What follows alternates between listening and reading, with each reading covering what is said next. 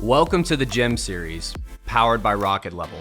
On this podcast, we empower entrepreneurs to succeed by setting big goals, executing like a pro, and having a fearless mindset. The Gem Series is all about investing in yourself. We're here to share the path to getting what you want out of life by sharing the stories of entrepreneurs who have done this themselves, providing thorough research from our team on what careers and habits are yielding the best results, and discussing the mindset it takes to overcome the obstacles that all future entrepreneurs will face. Investing in yourself starts with putting in the work every single day, and this podcast is here to help you do exactly that. My name is Blake Chapman. I'm the Vice President of the Ambassador Program here at Rocket Level, and I am thrilled to be your host for the Gem Series. All right. Hello and welcome everybody to today's Gem Series. I am so excited to welcome today's guest, Mike Zeller. Mike, you have a lot of titles, and I think that you do each one of those equally well. You are a business architect, entrepreneur, mentor, and author, among several other things that I'm sure I'm not even mentioning here. But what Mike does is he helps high achievers align their purpose with both the business they want to build and the life they want to live while getting unstuck and shaking off some of those limiting beliefs. So his businesses have done hundreds of millions in sales. He's the author of several excellent books, his new one being The Genius Within. He's mentored hundreds of entrepreneurs and has some incredible knowledge to share. So I'm sure you can tell I'm super excited to have Mike on. Mike, welcome to the show. Blake, thanks for having me on, man. And my intro makes me sound like I'm a lot cooler than I am, I think. So.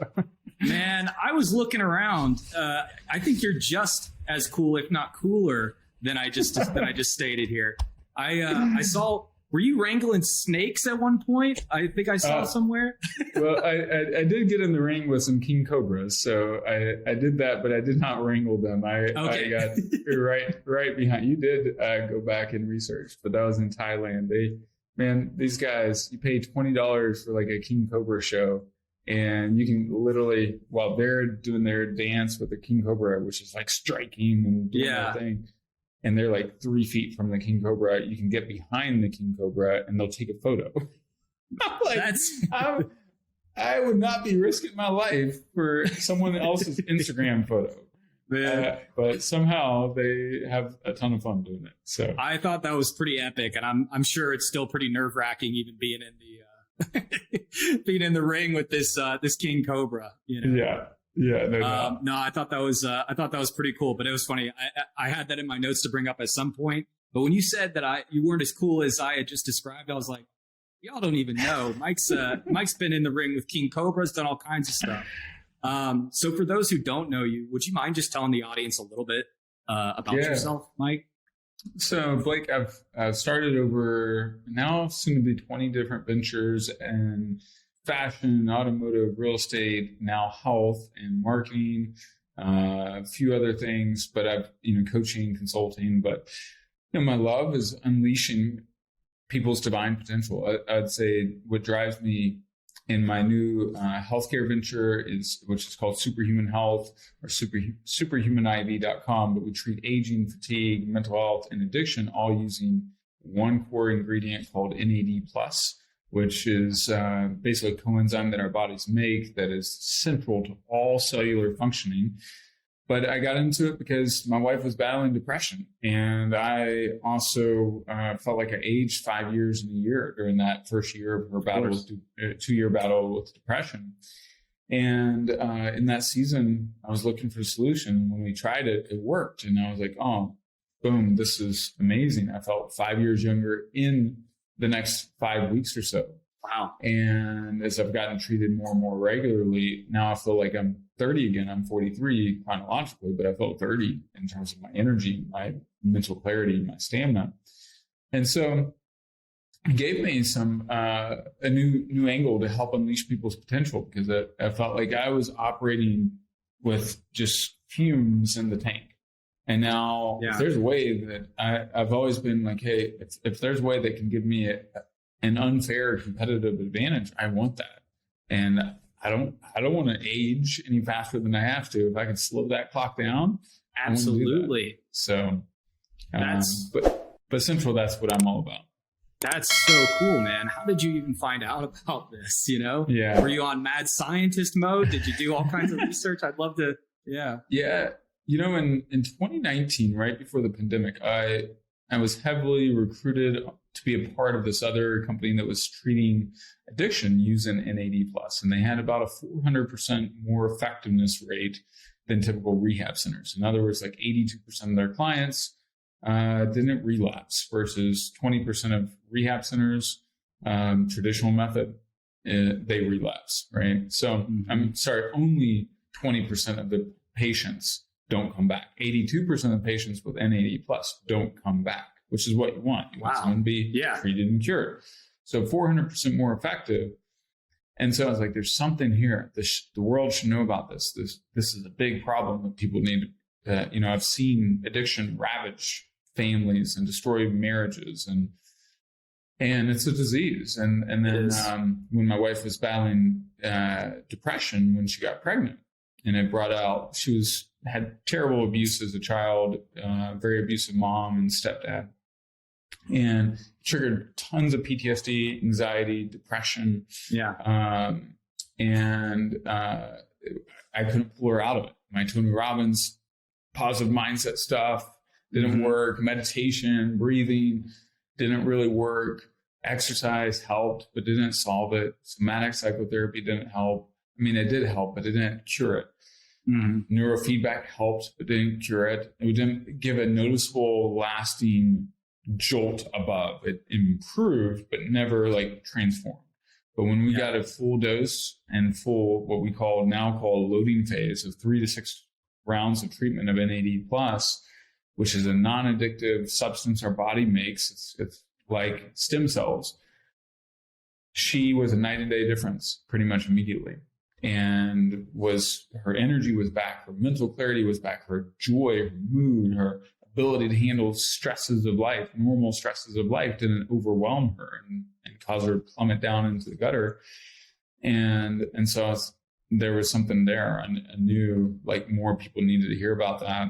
And so right now it's a big part of what we do is treat for mental health, because it's not a pandemic, it's an endemic or whatever you would call it. It's a big problem in the US. 100%. Epidemic, I think is what we would call it. But I've always been mission driven. So and then the energy I feel as an entrepreneur is amazing. So I love it. No, that's wonderful. And it seems like so many of your businesses have been rooted in a desire to help people as the kind of core mission. I mean, I looked through, I told you I was scouring through some podcasts, listening through, and that seemed to be a commonality. So I guess going way back, even into childhood, what do you think maybe formed some of this desire to be attached to a bigger mission? Yeah, I think it was, a longing to be a part of something meaningful. I'm a deep thinker. Like my freshman year of college, my nickname was Socrates, as in Socrates. And I was always asking some big questions about life. I found faith. My faith was a big piece of it initially, and I found a lot of value in that. But then I felt like, at the end of the day, it's like businesses, ministries, organizations, if they don't enrich the world and make the world better, then they shouldn't exist. And so I was looking for central to like any business I participate in, I wanted to enrich the world and make people's lives better. It's something that I can believe in, stand tall, feeling great about. And then when I stumbled upon this and I noticed the immediate, what was cool for me, it's like you take a supplement and sometimes you feel something, sometimes you don't. Well, 9 times out of 10, when someone gets an IV infusion, because it's bypassing the gut barrier, our gut barrier allows only about 10 to 30% of supplement absorption, right? But if you do an IV infusion, it's like 99% of it's hitting your bloodstream. So you feel it. I like it when NAD's coming into your bloodstream, it kind of feels like you're becoming Wolverine, is how I like to think about it. And then, because you feel it. Like if you let it flow, it's like intense. Yeah. But you wake up, I usually wake up the day after and the days after, like before my alarm, with more energy, more mental clarity, not needing caffeine, just ready to go. And so anyway, I think my faith was a part of it, just serving the world, driven to serve the world and make the world a better place. Got it. No, that's, I think that's, interesting, because I think did you grow up in the Southeast too? Yeah, I grew up in Lexington, Kentucky. Yeah. Okay. What about you? Yeah. I grew up in Georgia. So small town in Georgia. And, it's interesting because obviously Christianity is like one of the, religion is a big part of like how a lot of folks in the South grow up. But what's interesting too is kind of how you, what you take away from that. So I like how you've applied that in what you do currently, and being attached to this idea that, like if you're not doing something that actually impacts people in a positive way, then maybe you shouldn't be doing it, because otherwise you're detracting from the world. So with this, I'm curious about this too.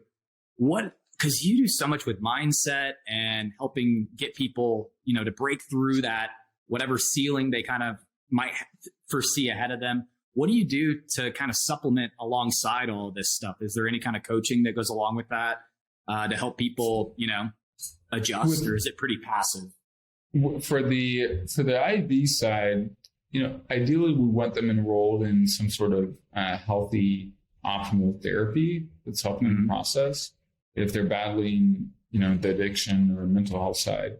So we highly, highly recommend that. But sometimes people, their cellular metabolism is just off, and they're dragging. And I felt it myself, so I understand. But if you're dealing with fibromyalgia, autoimmune diseases, lupus, there's Hashimoto's, like if you reboot yourself from the cellular side and all your cells feel younger and are operating more efficiently, and are just like, you turn back the clock, guess what? You think different, you act different, you show up in life better.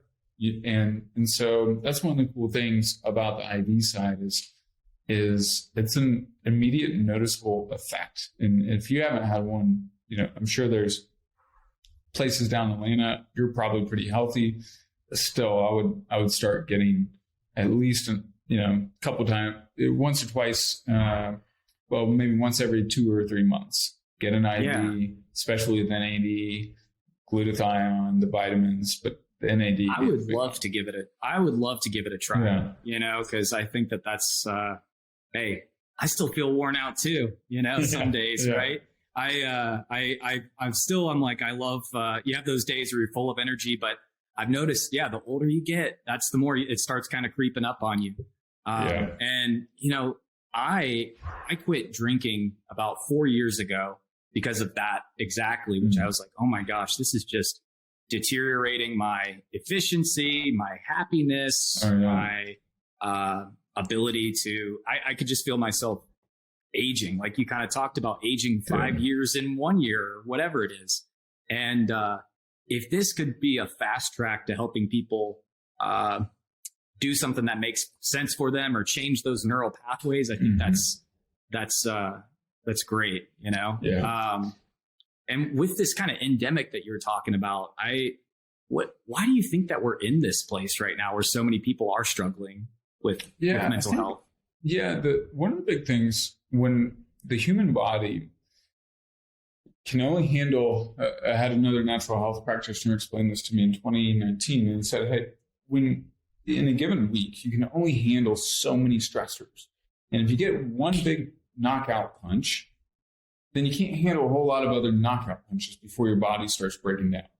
And if we rewind back to February 2020 and March 2020, and we were just hit with knockout punch after knockout punch with uncertainty on a global scale, and then you couple it with loneliness, then you couple it with, economic fears and worries, and then you have to wash your Amazon boxes because you might get the virus because no one understood. Breathing the wrong way, you have to stand 12 feet apart, 6 feet apart, whatever it was, right? And it was so many stressors, and your body, our humans are resilient, but everyone has a different level of resilience depending on their health, depending on what type of traumas they've been through, depending on what type of triggers are already embedded into your body. And so like it created a mental health pandemic in many regards. I mean, suicide rates were up. 30.4% of Americans have battled depression in the last 2 years, according to the APA, American Psychological Association. 64.1% of Americans have had some sort of significant trauma or challenge in the last 2 years. So those numbers are like off the charts in many regards. In recovery, most people don't understand recovery. Most people don't understand mental health. I didn't understand mental health nearly enough 2 years ago. And I still feel like I'm in the dark on some things, even though probably no more than 98% of Americans on it.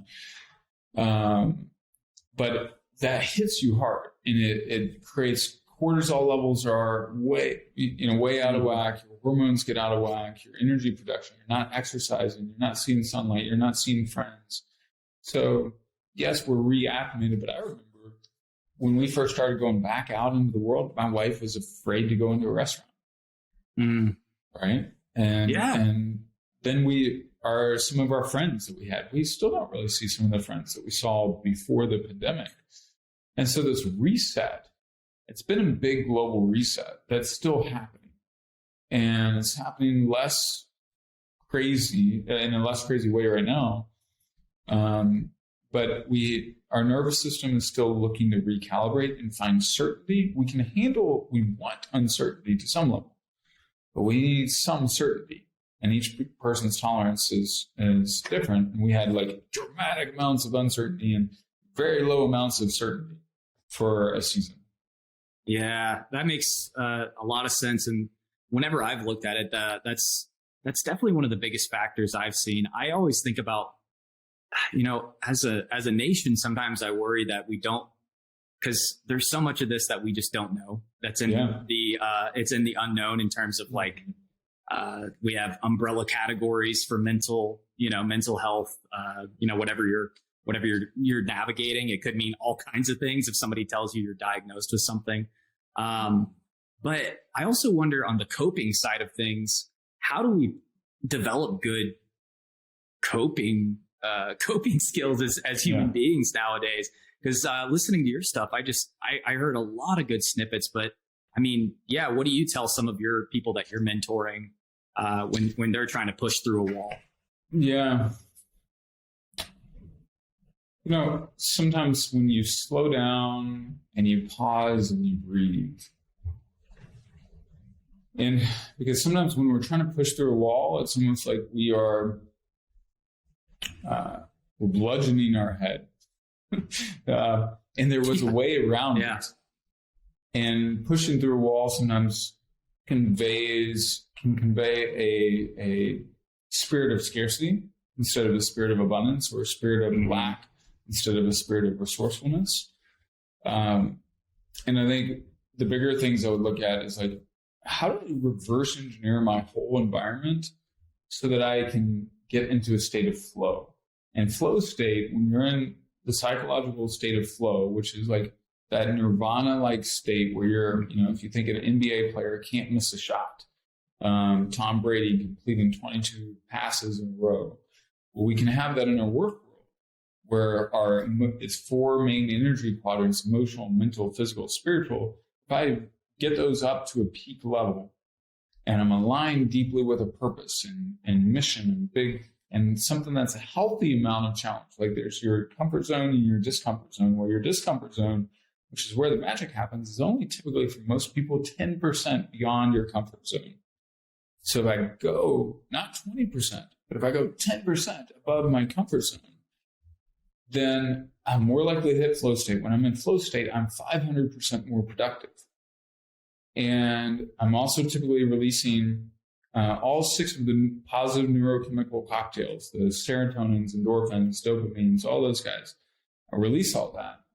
And I'm also, because I'm releasing those neurochemical cocktails, basically what happens is I'm also more likely to be happy. So my quest is, instead of, if I'm looking at a wall I might want to just slide back for a minute,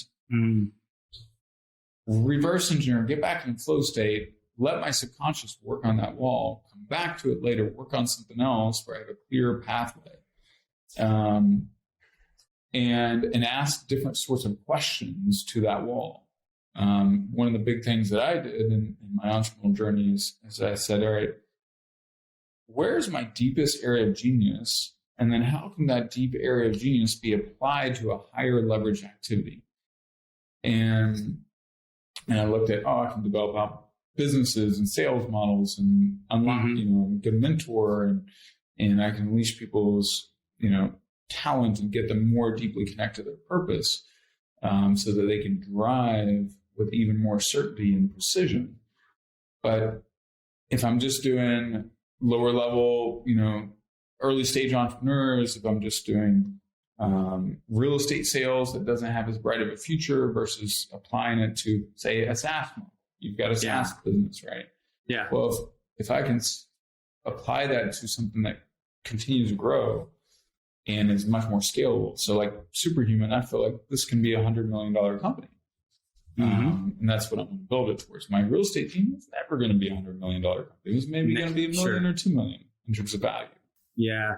I think that's such a good way to reframe in your brain. And also the fact that maybe the wall is there for a reason. Right? Yeah, exactly. I mean, a wall can't go on forever. The Great Wall of China, I'm not exactly sure how many miles long that is, but guess what? It ends at a certain point. Exactly. And, I think that's such a great perspective. And you touching on kind of the real estate and going into something a little more scalable and where you could reach more people and be tied to your impact. I was checking it out and you were doing real estate for a while. And then correct me if I have this wrong, but you went to Argentina for a sabbatical in between that. I want to hear, so what happened in that sabbatical period, because that sounds pretty magical, Yeah. Inspired with a 4-hour work week. I went down there and had a little 6-week mini sabbatical where I literally turned my cell phone off. I set up a whole new email account called Zeller sabbaticals.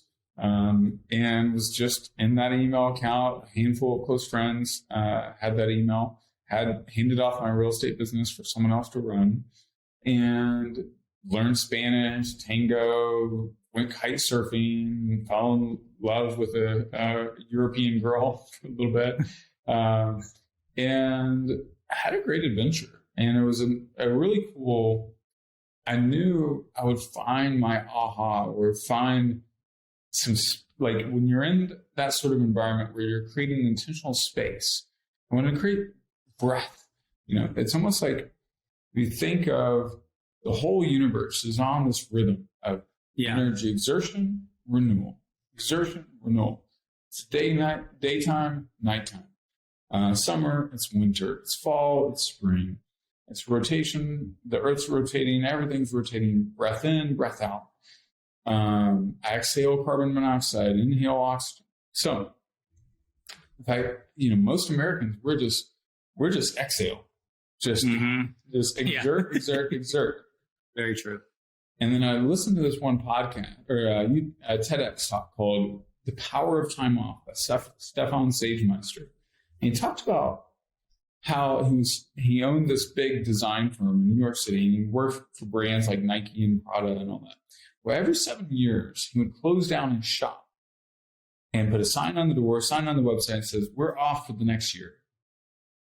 To creatively renew, pay his staff, everybody gets paid. But what happened is at the end of that 6th year, they were running on burnout. Creative ideas were running dry. By the time they come back after that sabbatical, they're infused with brilliant, cutting edge, front end of the trend ideas and pioneers and innovators again.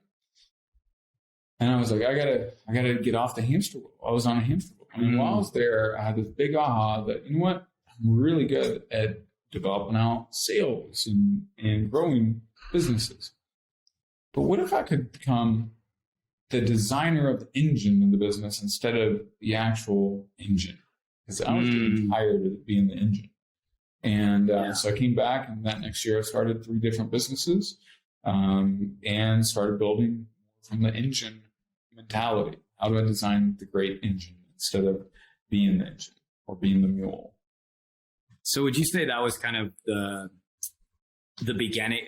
Because that is, I mean, that goes, yeah, that's scalability right there. I mean, it's a heck of a lot easier to be the person who designs the engines than be the one that's taking the mileage on yourself. Yeah. And well, it's not easier, but it's a different kind of work that's actually scalable, you know? Yeah. Would you say that was kind of the beginning of that, you know, whenever you started being able to build out those ideas, or is this something you kind of had in your brain, you know, for a while? I've already had it in my brain for a while, but it really accelerated it and kicked that into another gear.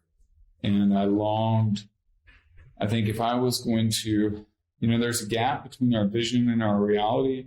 And I knew I was capable of building some bigger businesses, but if I was ever going to do that, I had to reset. Because I only have so many hours and so much energy, but I had to reset my pathway and build a much stronger foundation. Absolutely. And I think that's a risk that, you know, we see it as a risk to take any kind of a break nowadays, because we go so nonstop, or a lot of us do anyways, especially if you're trying to execute on your vision. But it's weird, because sometimes when you put in those stops, that's where the biggest epiphanies actually unfold and, you know, can become real. So I think that's pretty neat. So did you start seeing, what was that like once you went ahead and, you know, launched into this new frame of mind? Like, did you start seeing the traction pretty quickly, or were you nervous about this at all, or anything like that? Not really. I felt like, you know, I've had a client who's an entrepreneur and just sold his business and did really well. I had a nice little 8-figure exit. And we were sitting in this room last Friday, and he's like, Mike, what's always struck me about you is like, you're always pretty self-assured. And I don't get nervous very often. Like I speak, I can feel unprepared, but I'm still not nervous. I can roll in and just roll and be good with it. I think when I look at that season, I knew I was also going to treat that season as a season of experimentation, of learning. And I ended up starting altogether, I started like 6 businesses in a 3-year time period. And not the best idea, can be pretty dumb in some regards, but I was like, hey, I'm going to learn a lot. Absolutely. I'm going to learn more than most people, because I'm going to have more things I'm learning at the same time, and more mistakes means more learning. And so sure enough, I learned a lot, made some mistakes, I lost some money and made some money. But I went in with a learner's mentality. Like, this is my season of, I don't think my season's ever over, but that's a season of deep experimentation and learning. Yeah, because I mean, if you go into it with the idea that, hey, regardless of, you know, I could lose, money's money, but I want to learn and I want to become a better person and get closer to my end goal. When you have that mindset, it makes sense why you wouldn't be too nervous about it anyways, you know? Yeah, exactly.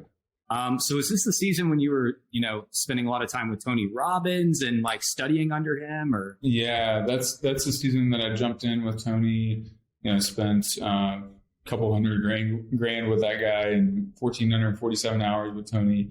And that was a season I grew from, you know, having a handful of employees to having 55 employees and doing like 30 plus million a year in sales revenue. And I really enjoyed that season. It was a great growth season. And then, you know, I'm in the early stages of another growth season that I think is built on a much wiser and more solid and mature foundation. But yeah, I learned a ton. I was like, you know what? This is a season I'm just going to invest in myself, learn, master, because I've got decades ahead to be an entrepreneur and to build wealth. So if I can do more in 10 years or 5 years than most people will do in a lifetime, then I want to do that. I want to learn. I want to stretch. So Absolutely. So yeah, I've heard you talk about kind of like age ranges and being in your 40s and 50s is kind of like when a lot of people hit their stride. Mm-hmm. I wanted to ask about about that. Why does it work out that way, that most people make the most money they're ever going to make in their 50s? Yeah, I think the maturity, you're able to put the pieces together a lot more. Like I look at how I'm building Superhuman versus how I build Providence Auto or Elevate United.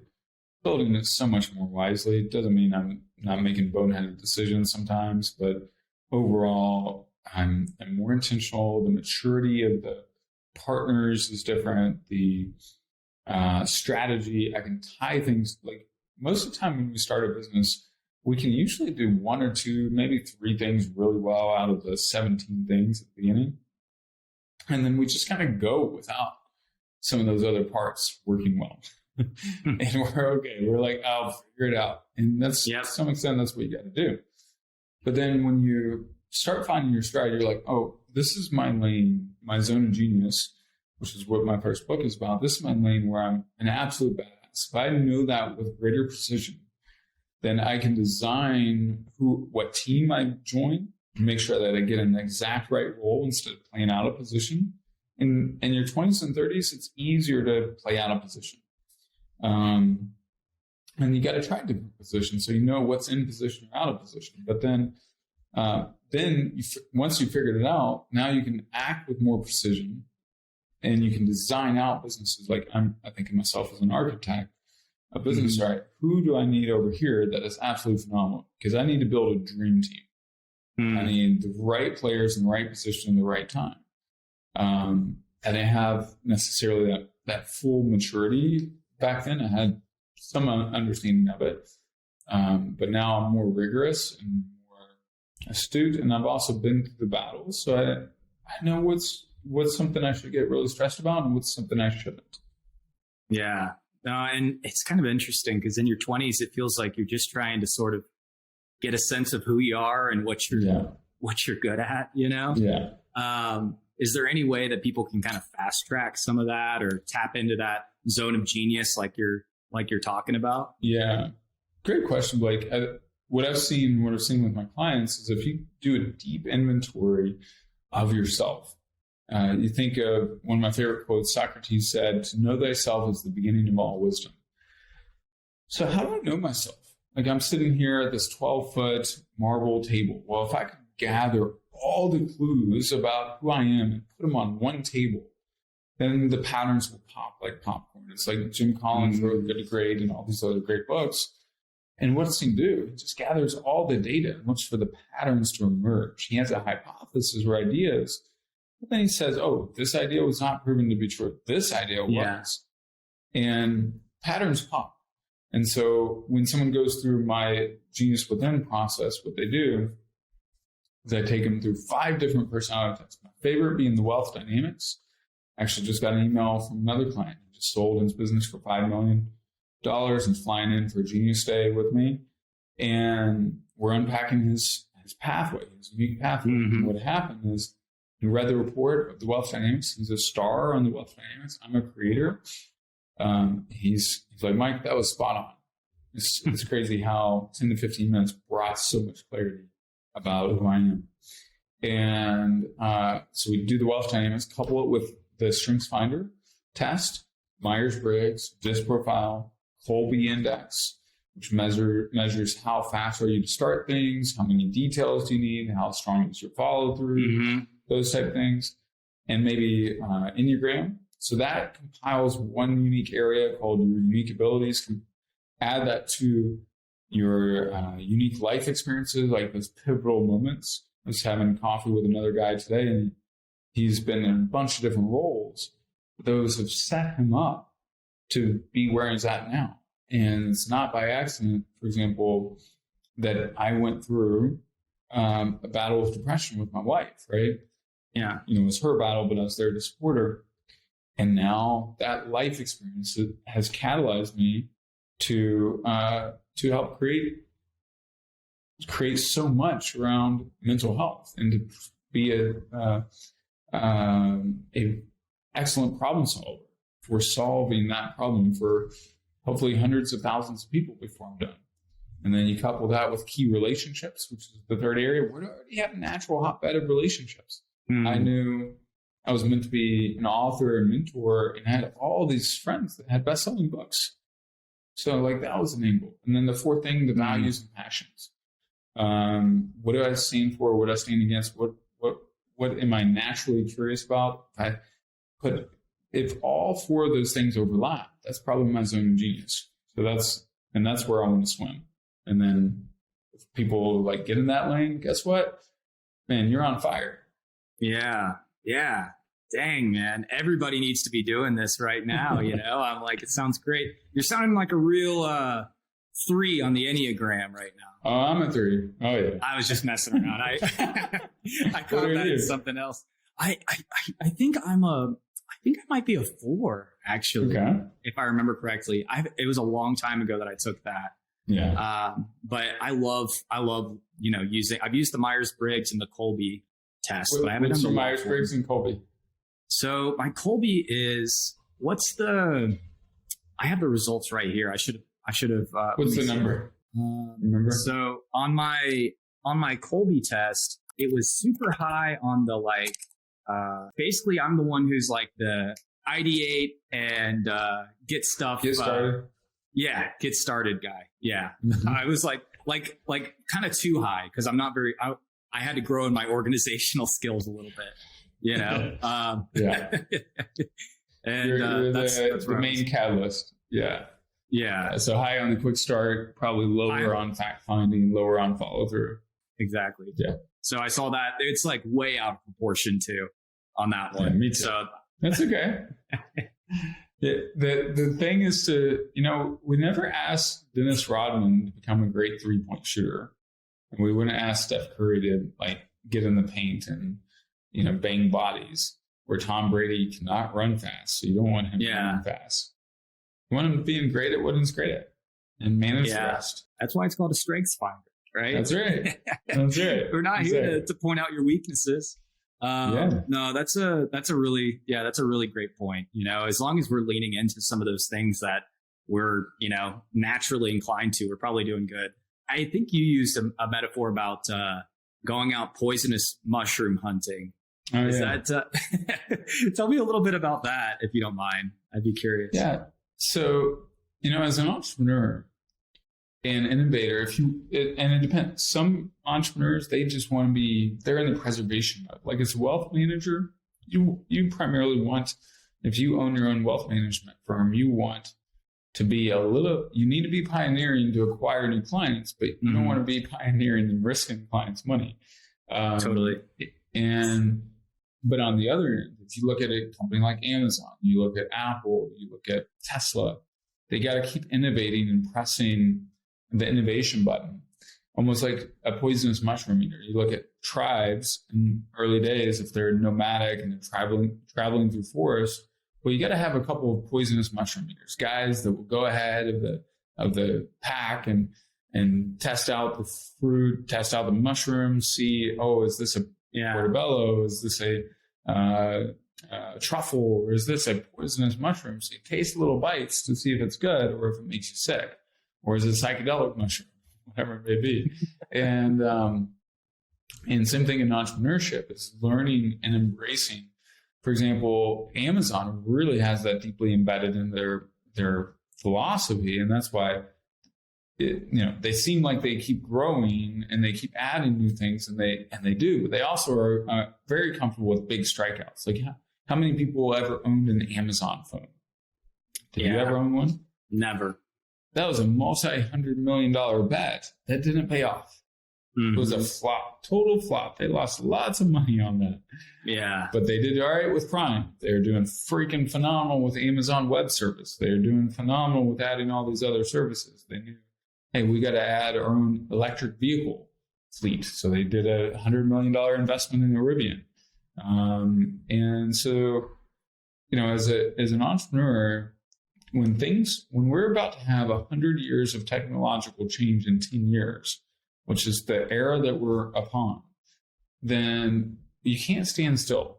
Otherwise, you will be a relic of the past in many regards. And so you have to keep innovating and creating. Now, if you're selling to, baby boomers or a generation or psychology of people that are change resistant, then you don't have to change much, but eventually they're going to become dinosaurs and go extinct too. So that's something to be aware of.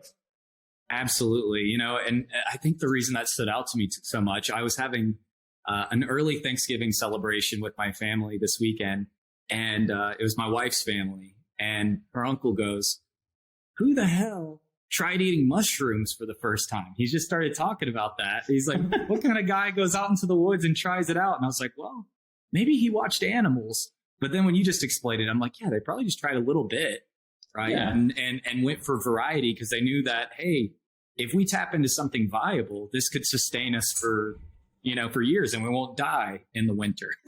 Yeah, exactly. Yeah. What do you think is like a small? Oh, go ahead. Sorry. And I think in reality is only, if you look at the diffusion of innovations curves, only about 2.5% of the population are true innovators. About 13.5% of the population are early adopters. And so, you don't need many people, and you don't want many people being like true innovators, because it creates too much disruption. Absolutely. So, anyway, what are you gonna say? No, absolutely. I was just wondering, maybe what does that look like? Because you gave the kind of like Amazon and Apple version of that. I just think about people that are in the early stages of being an entrepreneur. What is, sifting through and trying things out look like? And what are some of those risks that people maybe aren't taking on that they should be trying out because they could be missing out, you think?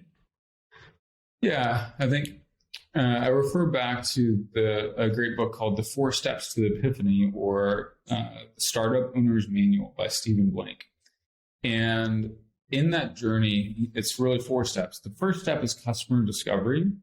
And you got to get radical intimacy with your who you think your ideal client is. Mm-hmm. And they liken it a little bit to like Airbnb. When Airbnb was founded in the first couple of years, and the co-founders, they were going to people's houses, like literally themselves going to people's houses, taking photos, having as many conversations with people as possible to know, understand, care about their problems so that they could do micro pivots, keep pivoting to get the value proposition nailed in. And so the season, many people abort the learning and active learning season too early, and also should always continue, but it continues in a little bit different way.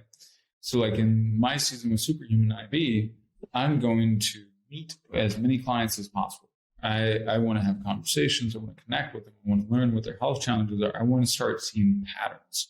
I want my mind, my body to be stacked with data of like, this is what people are facing. And then this subgroup cares about this. Like I know for an entrepreneur, they care about peak performance. If I can work harder, last longer, feel great, my stamina's up, we're also more likely to burn ourselves out. So if I can fuse an entrepreneur with energy and the stamina that makes them feel superhuman, boom, that's a great value prop. If it's someone battling mental health, they just want to feel normal. They want less anxiety. They want to be able to handle life and not panic. So like getting that intimacy with your client and falling in love with your client, not falling in love with your product. Like Horse and Buggies went out of business because they were not in love with their client, who they wanted transportation issues solved in the most efficient means possible. Eventually, Henry Ford created the Model T, and eventually Henry Ford lost sight of that and said, you can have any car you want as long as it's in black. Well, eventually Chevrolet and GM came along and said, hey, we'll make any color you want, and we'll make different models, and we'll accommodate and listen to what people want. And then Ford came around and now makes more than one color. Wow. Yeah. No, that's so important too, whenever you're, getting wrapped up in trying to make these moves, because we also just get so focused on, kind of because we have to in a sense too, is we're like, I got to make money. I got to make money. I got to make money. But then you lose sight of, hey, the money will come, but I need to tap into where the actual demand is and what, like you said, like I have to fall in love with my customer, because otherwise Otherwise, we're on different, we're on different planets. We're in a bad relationship. Wait, not even waiting to break up. You're not even dating yet, Mm-hmm. So, I think that makes a lot of sense. So a few questions that I always ask, kind of wrapping up here. Are there any myths that you try to dispel around, coaching and mentorship and entrepreneurship that you think are important for people to, go ahead and execute those limiting beliefs in their brain? Yeah, I think when you look at coaching and mentorship, the pro athletes in the world, the top pro athletes, they pay a lot of money for that extra 1%. If you're playing a bigger game, that extra 1% means more and more and more dollars.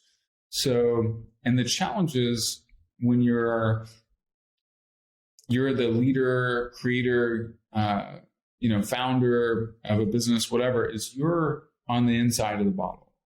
It's really hard to read the label when you're on the inside of the bottle. So what I see from, if you get aligned with a great coach or mentor is, man, they help you read the label on the outside. And that self-awareness, that extra level of self-awareness is what separates the truly great from the potentially great. And you look at, say, a guy like LeBron James. His self-awareness is much greater than a Russell Westbrook. So I love sports metaphors, but LeBron sees and recognizes his weaknesses. Russell Westbrook doesn't. And he deflects and rejects criticism in some regards and doesn't have awareness of where he's good and not so good. And if you want to become a mature level 5 leader in your business, you've got to have that really accurate self-awareness and create safe space for communication and create an organizational structure that enhances health of your organization, your communication, your trust. And for me, that's a big piece of the pathway of how I'm going to build a $100 million company. It's like, hey, I got to have real health with my people. I'm going to listen. Doesn't mean I'm going to be perfect. And I'll flub it up sometimes, but then I'll learn. But then also I need to be in the right position. We have to ask ourselves, where am I desperately needed? Where can I be one of the best in the world at in terms of my job, my role, my industry? And if you can find that, then you get rewarded handsomely if you're in the right situation. And we also can apply intelligence to finding the right situation or designing the right situation. I love to ask a lot of my clients an opposite question than what they'll probably think of, which is, what does my environment have to look like for my success to be inevitable? Like, I know if I jump off a table onto the floor, the gravity is inevitably going to pull me down. Doesn't matter how high I jump, I'm going to come down. That's inevitable. What if my success was inevitable because I designed it based on, I got the right people around me, I got myself in the right position, I got the right marketplace, I'm riding the right wave of momentum, because so much success in business is riding the right wave of momentum. I'm solving the right problem with the right offer. I have a sustainable business model. I have people executing at each critical place at a high level. I'm protecting myself. I'm building a moat around my business so others can't attack, or it's much harder. And I've got myself in optimal mental, emotional health so that, you know what, I'm not going to get derailed. So what does my environment have to look like for my success to be inevitable is one of the biggest things. And if you actually take some thinking time, because I had a friend, or not a friend, but a guy I connected with. He's Australia's 7th wealthiest man. And wow. He does something that I encourage entrepreneurs to do a lot, which is thinking time. And he would sit down and take a core question, like, what does my environment have to look like for my success to be inevitable? Writes out that question, answers it for 45 minutes, does that same question 4 times. And by the end of the 4th time, he solved that problem. And one time he took, how do I get my company to $100 million in 1 year? from 0 to 100. And he did that question 4 times. And he figured out the solution. And by the end of that 4th time, well, later on that year, he got it to over $100 million valuation. Wow. That's so powerful. Yeah. It's think and grow rich. It's not work hard and grow rich, not grind and grow rich. I think, long-winded answer. I just think that that's something that's really powerful, because even in my own experiences, all this stuff is floating around, knocking around in your head like crazy. So sometimes if you just take that 45 minutes and dedicate it to actually knocking it out, it's pretty incredible what comes from doing that. So I love that. So you said, write it down 4 times, work through it over the course of 45 minutes, see what you've got, and just keep chipping away at it in that way. That's wonderful advice, I think.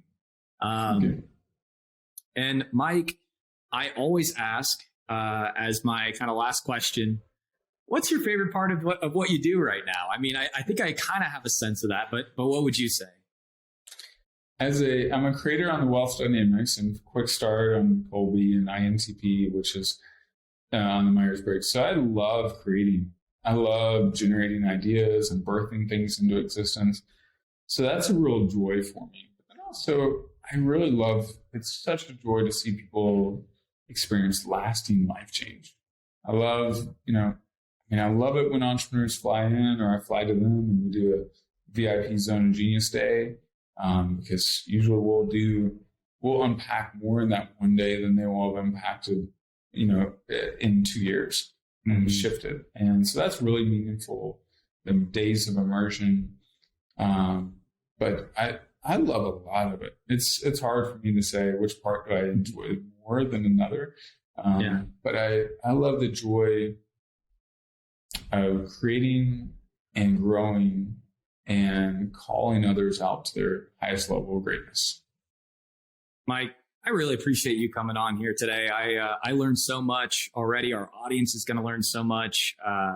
It's been an absolute pleasure. Where can everybody kind of keep up with everything that you're doing right now? Thanks for asking, Blake, and pleasure connecting today as well. You can go for my book, you can grab a copy of that for free at geniuswithinbook.com, or Amazon, of course. And then you can also I've got a little free download, 6 steps to finding your genius. So grab that as well. You can click on that in my Instagram bio, which is Instagram. All the social media handles is the Mike Zeller, and that's Zeller. So that's on Facebook, TikTok, YouTube, Instagram, and Twitter and LinkedIn.